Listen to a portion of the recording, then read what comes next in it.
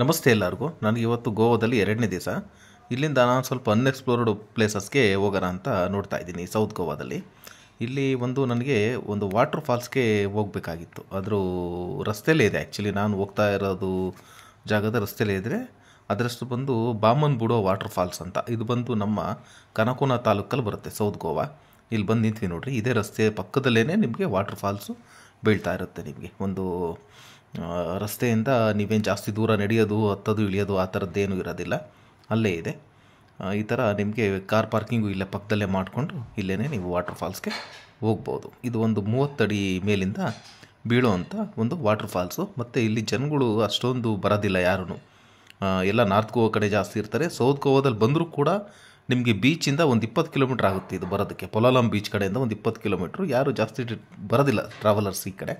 ನಿಮ್ಗೊಂಥರ ಹೆಂಗೆ ಅಂದರೆ ನೀವೊಂಥರ private water ಫಾಲ್ಸಲ್ಲಿ ನೀವು ಸ್ನಾನ ಮಾಡಿದಷ್ಟು ನಿಮಗೆ ಫೀಲ್ ಸಿಗುವಂಥ ಒಂದು ಫಾಲ್ಸು.